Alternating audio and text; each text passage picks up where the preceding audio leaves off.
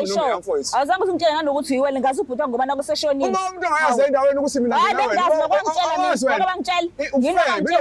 Ungasongidakela isihlobo unyoko. Ngakufethisha wena kusengena ungasongidakela wangiyela. Hawu ungasonginyanyisa ungithathe nje kanjalo. Ungangithathi nje kanjalo mina. Uzongenzani? Usamuza ukhuluma kanjani? Hawu. Siyakhuluma lena uzongitshela uzofuna igama lami. Hawu unganginyanyisa. Lezi ndaba angakhulumi nami. Ngoba ukuba lento uyenze ngesikhathi sinazi ngendlela enasi. Ngabe sikhuluma nomlomo manzi bo. Ngoba ngabe esendlini sikhuluma ekhaya ngendlela besenza ngayo. Ngizofukela amakhamera ngafuna uzobikisa ngami. Angithi ngoba awukwazi ukuthola ukwazi esendlini ubuzo ngishaya ngithi ingakho ngilethela hawu uyanginyanyisa nami nginyanyiswa wena nginyanyiswa wena. Ngicela nehlise umoya. Okay, ngicela ngizohlisa umoya. Ngicela nehlise umoya sikhulume. Nokuzulalele vele. Dadewethu wena uthandana noNtana. Njengamanje ngithandana naye kodwa angisazi ukuthi uyangingiza manje usuthandana nawe ubeuza kakhulu wena. Udidekile ngoba nabantu nje ungazi ukuthi izandla ba udidekile nje manje. Angithi wena. Usuthandana awazi.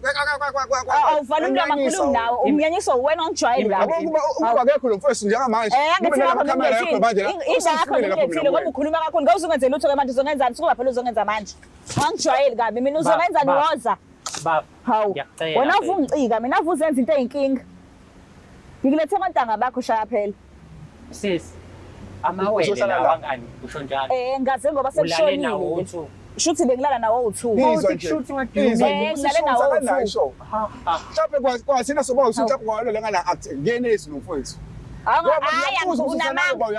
unamanga ngane yakhona la koduma ngisakhona iyakhona ngiyakutshela nje ngithi ngiyazi mina iyakhona kanjani pho ngiyazi mina ngiyakutshela ngidinga ukuthi namawele bengazi nanokuthi uyiwele hawu manje ngiconfuse ukuthi ikahle kahle bewamuphi hawu ufuna nje ungangijwayeli kabi ungangijwayela mfethiswa wena confused ngalendlela yokuthi labantu bakhuluma ngokufana ngokufana izinto ngokufana ngendlela efanayo singahlezi izinto efanayo kodwa umqondo bese nginako usho njalo since eshonile ubhuti wakhe bese nginako mengicabanga ngendlela ukuthi okay sometimes befika awuvala umlomo wena ngikhuluma nawe ngikhuluma nobhuti ovala umlomo ukhulumisa ngaba ngangijwayeli kabi umuntu onganaqondo unyoko nawe sifele ngangijwayeli kabi ngibiza ngesifebe manje usifebe yazi bafethu njengoba nini mina ayikho into